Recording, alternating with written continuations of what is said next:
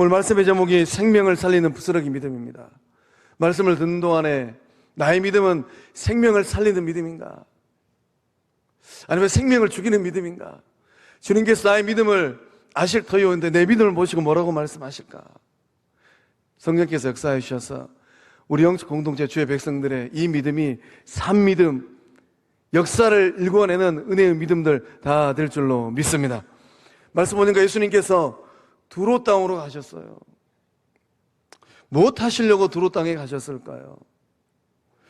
예수님께서 그것도 한 집에 들어가서 아무도 모르게 007 작전처럼 아무도 모르게 한 집에 들어가시려고 가셨습니다. 그런데 우리 주님의 이 행적을 감출 수가 없어요. 아무도 모르게 그 머나먼 땅 이방 나라 두로까지 가가지고 그 집에 들어가시려고 하신 이유가 무엇일까요? 우리 주님도 쉼을 좀 갖고 싶어서, 우리 주님도 시간을 가져야 될 필요성이 있었습니다. 이 몰려오는 무리들을 먹이느라고 식사할 겨를도 없었습니다. 환대하고 배웅하고 몸도 지치고 피곤하셨을 것 같아요. 또 예루살렘에서 내려온 바리새인들, 서기관들, 알기는 잘 알아요. 성경 꽤나 좀 읽었다고, 믿음 생활 좀 했다고 예수님 앞에서 거침없는 말들을 쏟아내는데, 우리 주님이 그 속을 정확하게 들여다보고 있는데 이 논쟁하느라고 우리 주님이 얼마나 힘드셨겠습니까? 그러니까 우리가 성경을 읽어갈 때 성경이 아주 짧게 요약하고 있는데 곰곰이 묵상하고 거룩한 상상력을 동원하여서 예수님이 어떤 삶의 자리에 놓여 있었을까? 이 좋은 말을 주고 받을 때는 에너지를 받지만은 이 힘겨운 말들, 논쟁을 하고 있잖아요. 그것도 이 도끼 눈을 두고 바리새인들과 서기관이 예수님을 잡아먹으려고 달려들고 있는데 우리 주님이 스트레스 참 많이 받으셨겠다, 많이 지치셨겠다, 논쟁하는 동안에 에너지를 다 소진하셨겠다, 이러한 생각을 우리가 좀 해볼 수 있습니다. 그러니까 우리 주님은 몸도 지치고 마음도 지치고 두로까지 가서 아무도 모르게 어떤 집에 들어가서 좀 쉬기를 원하셨어요. 이런 예수의 마음을 전혀 모르는 한 사람이 본문 말씀 가운데는 등장하고 있습니다. 귀신 들린 어린 딸을 둔 어머니예요. 마가는 이 여인에 대한 이 구체적인 이 정보를 기록하고 있습니다. 헬라인이다. 2000년 전 통용하는 언어가 헬라어였어요. 그러니까 교양 있는 사람이라는 것입니다. 수로보니게 족속이다. 이 마가는 말씀을 기록할 때 왜 이렇게 상세하게 이 여인에 대한 정보를 기록하고 있을까요? 아마 마가와 함께 믿음의 길을 걸어가고 있는 마가 공동체에는 많은 이방인들이 있었을 것 같습니다. 헬라인이고 수로보니게 여인, 이방인이라는 거예요. 마가가 그 영적 공동체에게 어떤 메시지를 전하고 있을까요? 우리 주님께서 본문에 등장하는 이방 여인에게 놀라운 생명을 흘려보내고 있습니다. 그러니까 마가 공동체에 있었던 많은 이방인들이 수로보니게 여인, 이 여인을 만나신 예수를 바라보면서 소망을 갖는 거예요. 주님께서 그날 그때에 수로보니게 여인을 만져주셨던 것처럼 이방인 된 나의 삶에도 동일한 은혜를 흘러보내시겠구나. 우리 영적 공동체 가운데 이 동일한 은혜가 흐르고 있는 줄로 믿습니다. 예수 그리스도 안에서 친백성 됨으로 말미암아 말씀에 기록된 생명의 역사를 더불어 받고 누리는 주의 백성들 다 된 줄로 믿습니다. 우리가 어떻게 하면 이 본문에 등장한 수로보니게 여인이 그 딸의 인생의 문제를 해결했던 것처럼 생명을 살려내고 고치는 이 믿음을 가질 수 있겠습니까? 우리 26절의 말씀을 함께 읽어보겠습니다. 그 여자는 헬라인이요 수로보니게 족속이라 자기 딸에게서 귀신 쫓아내 주시기를 간구하거늘. 아멘. 이 어린 딸은 귀신 들림의 영적인 문제를 안고 있어요. 어느 몇쯤 가야지만이 이 딸의 이 문제를 해결할 수 있을까? 누구를 만나야지만이 이 문제를 해결해낼 수 있을까? 뜻밖의 불어닥친 이 고난, 이 고난의 때에 무엇을 어떻게 해야 될까요? 우리도 인생길을 걸어가다 보면 내 생각과 다른 그 어떠한 때에 고난의 문제를 직면하지 않습니까? 그때 좌절하고 인생 포기할까요? 내 딸은 고칠 수 없는 인생인가 보구나. 내버려 둬야 될까요? 아니면 원망하고 불평할까요? 고난의 때에 예수님을 찾아야 될 줄로 믿습니다. 예수님 앞에 엎드려 간구해야 될 줄로 믿습니다. 고난이 인생의 문을 놓고 할 때가 있어요. 고난이 우리의 삶에 불현듯 찾아와서 우리의 인생의 문을 놓고 합니다. 이 문을 열어주면 행복이 찾아오면 얼마나 좋겠어요. 근데 고난은 우리 인생의 문에 비밀번호도 너무 잘 알아요. 열어주고 싶지 않은데 그 비밀번호도 열고 들어와 버립니다. 이 고난이 인생의 문을 놓고 할 때 우리는 어떻게 해야 될까요? 예수 앞으로 나아가야 될 줄로 믿습니다. 이 수로보니게 여인이 예수의 소문을 들었다라고 본문의 말씀은 기록하고 있습니다. 예수님에 대한 소문, 어떤 소문입니까? 경이로운 소문이에요. 우리 주님께서 군대 귀신 들린 그 영혼을 자유케 하셨습니다. 우리 주님께서 야류의 딸을 살리셨어요. 우리 주님께서 12년 동안 혈루병으로 고통하았던 그 여인도 온전케 하셨습니다. 우리 주님께서 보리떡 5개와 물고기 2마리로 5,000명, 2만 명을 먹이셨어요. 우리 주님께서 무리를 걸었습니다. 이 경이로운 소문을 이 수로보니게 여인이 들었습니다. 예수님에 대한 소문이 두로 땅까지 퍼졌습니다. 이 소문을 듣고 이 어머니는 어떻게 반응을 합니까? 곧 와서 예수님의 발 아래 엎드렸어요. 살 길을 찾는 어머니의 투지가 느껴지지 않습니까? 귀신 들려 고통당하는 이 어린 딸을 살리고자 하는 어머니의 결연한 의지가 느껴지지 않습니까? 엎드려 자신의 딸을 귀신에서 자유케 해달라고 주님께 간구하였어요. 간청했습니다. 이 어머니의 모습 속에서 간절함과 그 딸을 낫게 하고자 하는 열망을 보게 됩니다. 이 마태의 눈에 이 수로보니게 여인의 모습이 조금 더 절절하게 기록되어져 있어요. 마태복음 15장의 말씀 보면 이 여인이 가나안 여자 하나가 그 지경에서 나와서 소리질러 이르되, 소리를 지르고 있어요. 주 다윗의 자손이여 나를 불쌍히 여기소서. 내 딸이 흉악하게 귀신 들렸나이다. 제자들이 귀찮을 정도로 소리 지르는 이 여인, 이 어머니를 두고 예수님께 청을 합니다. 주님, 그만 안수해서 좀 보내세요. 주님, 군대 귀신 들린 사람도 그냥 자유케 하셨잖아요. 이 수로보니게 여인이, 가나안 여인이 소리를 너무 질러서 우리가 너무 힘이 듭니다. 이 요청에도 우리 주님께서 묵묵부답이에요. 침묵해버리시는 거예요. 오늘 예배 자리에 나오신 우리 성도님들 가운데 이 고난과 역경으로 가득한 이 삶의 자리, 그 삶의 자리를 뒤집기를 원하시는 분이 계실까요? 예수님 앞에서 여러분의 목소리 볼륨을 높이세요. 볼륨을 업 하셔야 됩니다. 하나님께서 우리의 인생을 다 정리하시고 아무개야 너는 좀 와라 라고 부르신 그날 이후로는 아무리 목소리를 이 볼륨을 업하고 싶어도 할 수가 없어요. 하나님께서 기회 주시고 시간 주셨을 때 십자가 앞에 엎드려서 보좌 우편에 계신 우리 주님을 향하여서 목청껏 기도하는 주의 친백성들 다 되실 줄로 믿습니다. 판을 뒤집는 원리가 하나 있습니다. 어떤 원리인가? 그 첫 번째 단계가 목소리를 키우는 거예요. 내 내면의 목소리를 키워내는 것입니다. 내 속자의 목소리를 내는 거예요. 이 목소리를 내지 않으면 내 속사람이 병이 들어요. 이 조선의 여인들은 화병이 많이 있지 않습니까? 고된 시집살이 하느라고 우라통이 터져요. 어디 가서 하소연하지 못하니까. 영적 공동체 안에서도 마찬가지입니다. 이런저런 일들로 속이 상합니다. 이 속상할 때 어떻게 해야 되는가? 십자가 앞에 나와가서 입을 열고 목소리를 키우십시오. 본문에 등장하는 수로보니게 여인처럼 소리를 지르십시오. 인생의 문제를 가지고 주님 앞에 엎드려 소리 질러 기도할 때 응답의 역사함들이 임할 줄로 믿습니다. 생명을 살려내는 믿음은 또한 어떤 믿음이겠습니까? 우리 27절의 말씀 함께 읽어보겠습니다. 예수께서 이르시되 자녀로 먼저 배불리 먹게 할지니 자녀의 떡을 취하여 개들에게 던짐이 마땅치 아니하니라. 아멘.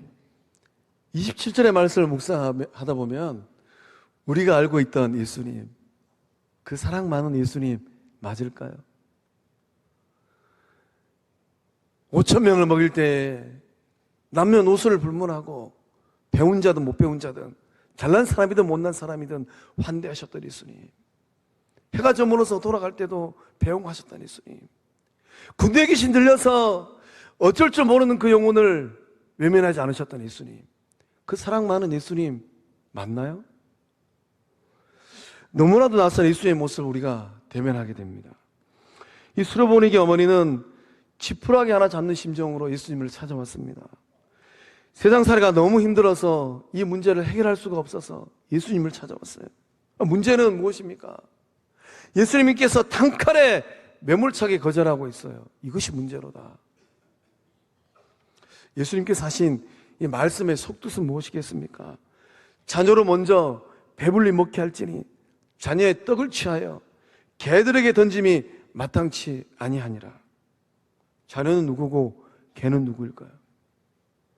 자녀는 아브라함의 후손들, 이스라엘의 백성들입니다. 그럼 개는 누구일까요? 이방 여인이에요. 그 중요한 것은 무엇입니까? 이 말씀에서 가장 중요한 단어가 하나 있는데 먼저라는 단어예요. 이 먼저라는 단어에 동그라미 좀 쳐놓으십시오.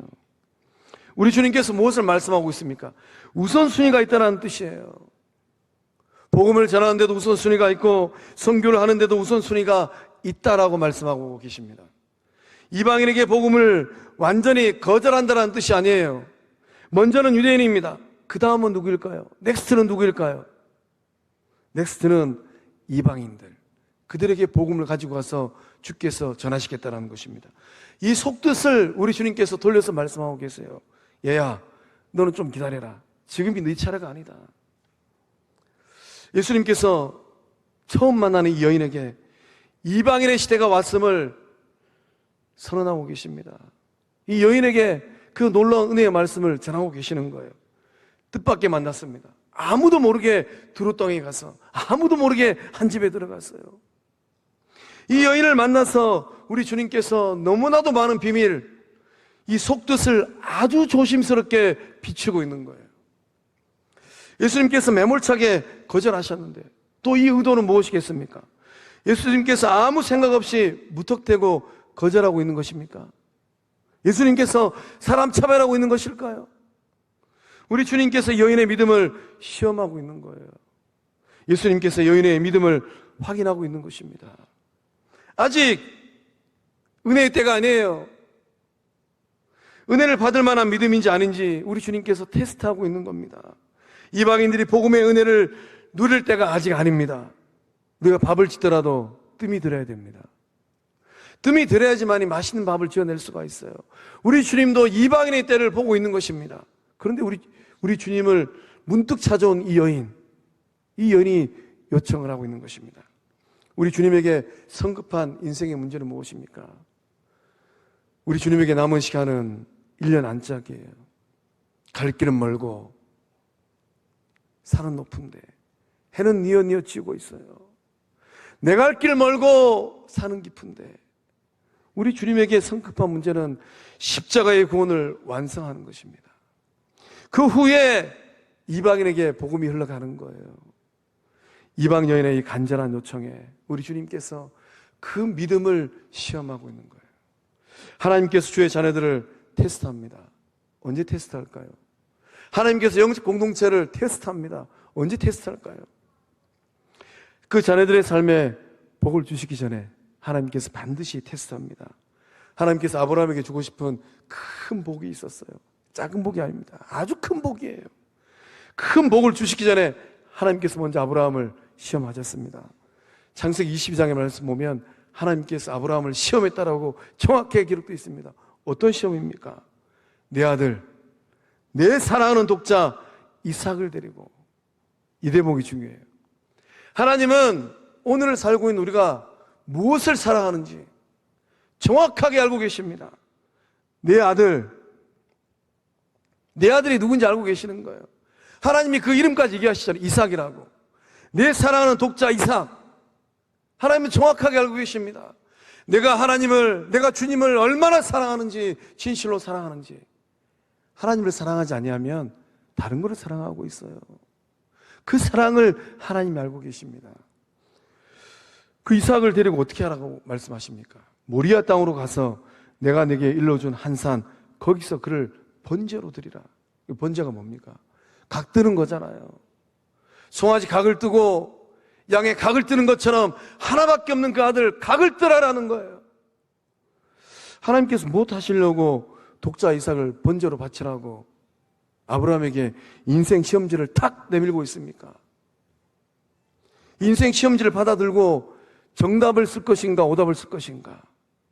내가 써내려간 인생 시험지 이 답을 보시고 하나님께서 딩동댕 하실 것인가 땡 하실 것인가? 이것이 문제로다. 아브라함은 이 어려운 시험에 합격했습니다. 그리고 하나님께서 이 아브라함에게 큰 복을 약속하십니다. 우리 창세기 22장 17절과 18절 말씀 함께 읽어보겠습니다. 내가 네게 큰 복을 주고 내 씨가 크게 번성하여 하늘의 별과 같고 바닷가의 모래와 같게 하리니 내 씨가 그 대적의 성문을 차지하리라. 또 내 씨로 말미암아 천하 만민이 복을 받으리니 이는 내가 나의 말을 준행하였음이니라 하셨다 하니라. 아멘. 하나님께서 우리의 인생에 때로는 견디기 힘든 시험과 장애물을 두십니다. 그 이유가 무엇일까요? 낙심하고 원망하고 불평하라고 두셨을까요? 그게 아닙니다. 큰 복을 주시기 위하여서 테스트하고 계신 줄로 믿습니다. 이거를 테스트하고 이것을 통과하고 나면 하나님께서 예비하신 그 복이 성도님들의 복, 우리 영적 공동체의 놀라운 복이 될 줄로 믿습니다. 예수님의 친동생 야고보는 이 놀라운 영적 원리를 야고보서 1장 12절의 말씀을 통하여서 이렇게 고백을 합니다. 함께 읽어보겠습니다. 시험을 참는 자는 복이 있나니 이는 시련을 견디어낸 자가 주께서 자기를 사랑하는 자들에게 약속하신 생명의 면류관을 얻을 것이기 때문이라. 아멘. 누구에게 복이 있습니까? 시험을 참는 자. 누가 이 언약의 약속을 받고 누립니까? 시련을 견디어낸 자. 시험을 참고 시련을 견디어낼 때 생명의 면류관을, 생명의 열매를 마음껏 거두는 주의 백성들 다 되실 줄로 믿습니다. 이 생명을 살리는 믿음은 또한 어떤 믿음입니까? 우리 28절의 말씀을 함께 읽어보겠습니다. 여자가 대답하여 이르되 주여 올수이다마는 상아리 개들도 아이들이 먹던 부스러기를 먹나이다. 아멘. 아멘. 28절의 말씀을 들은 우리 주님께서 어떠하셨을까요? 깜짝 놀라셨을 것 같습니다. 우리 예수님도 깜놀하셨어요. 28절 옆에 깜놀이라고 좀 써놓으세요. 우리 주님이 이 여인의 고백을 듣고 얼마나 기뻤으면은 여자여 내 믿음이 크도다. 보좌 우편에 계신 우리 주님께서 성광정 공동체를 바라보시고 성광교회여 내 믿음이 크도다 이렇게 칭찬하고 계신 줄로 믿습니다. 마가복음에서 가장 찬란하게 빛나고 있는 믿음의 고백입니다. 이 이방 사람 이 수로보니게 여인이 예수님을 향하여서 뭐라고 부르고 있습니까? 주여라고 부르고 있어요. 헬라어로 하면은 퀴리에라고 부르고 있는 겁니다. 이 주여라는 호칭의 의미가 무엇입니까? 메시아, 구원자, 주인이라는 거예요. 이게 어떤 뜻입니까? 예수님 당신은 내 삶의 주인입니다. 예수님께서 내 인생을 구원하시고 내 딸의 인생까지 구원하실 구원자임을 저는 믿습니다. 우리 성도님들은 예수님을 주여라고 고백할 때 진정 그렇게 고백하고 계실까요? 말은 잘합니다. 그러나 진정 그 삶이 예수님이 내 인생의 주인입니다. 예수님이 나의 인생의 시간의 주인이고 예수님이 나의 물질의 주인이고 예수님이 나의 전인적인 삶의 주인입니다라고 고백하고 계실까요? 예배당을 딱 나가는 그 순간 주님은 성전에만 계십시오. 제 인생은 제가 알아서 하겠습니다. 통장을 막 넘겨가면서 주님은 가만히 계십시오. 제 통장 제가 알아서 하겠습니다. 그 소망합니다. 오늘 이 시간만이라도 보좌 우편에 계신 주님, 주를 향하여서 진정한 고백, 주여라고 고백하는 예수님의 제자들, 성령의 사람들 되실 줄로 믿습니다. 마가복음 전체를 통하여서 예수님을 만나자마자 제자들도 그런 고백을 못했잖아요. 아직도 제자들은 멀었어요.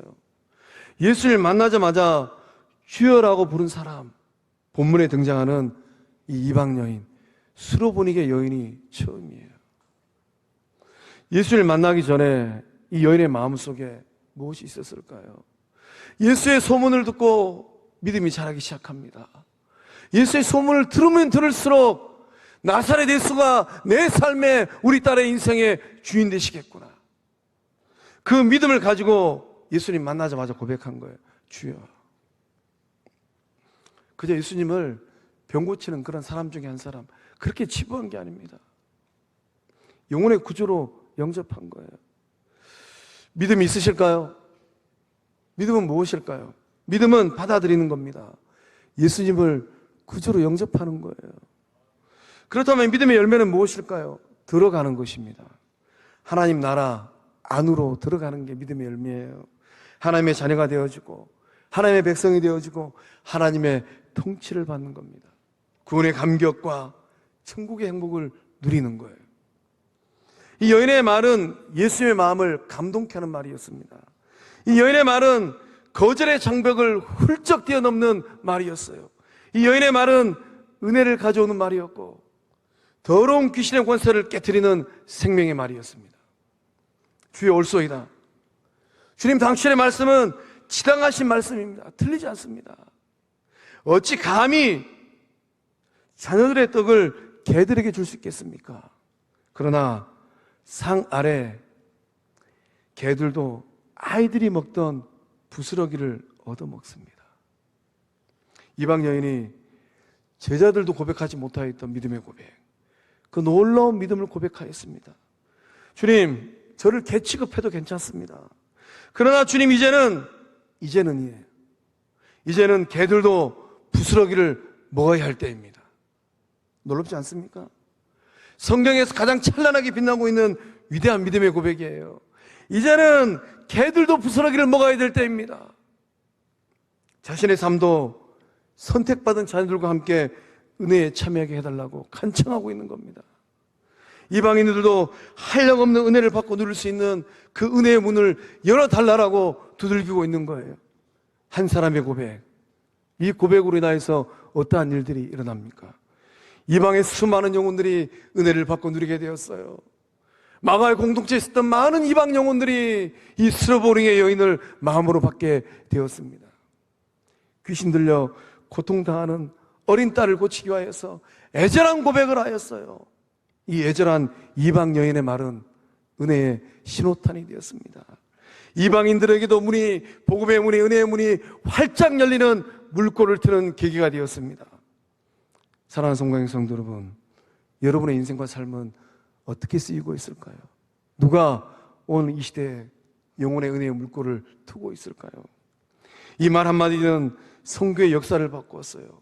성교의 물줄기를 새롭게 만들었습니다. 이 여인의 고백을 들으시고 하나님께서 새롭게 개입하셨어요. 길을 여는 믿음의 고백이었습니다. 이 여인은 부스러기 은혜를 구하였습니다. 아주 작은 거예요. 작은 은혜를 구하였는데 우리 주님은 큰 은혜를 주셨습니다. 귀신 들려 고통당하는 딸도 고치고 이방 선교의 문까지 열었습니다.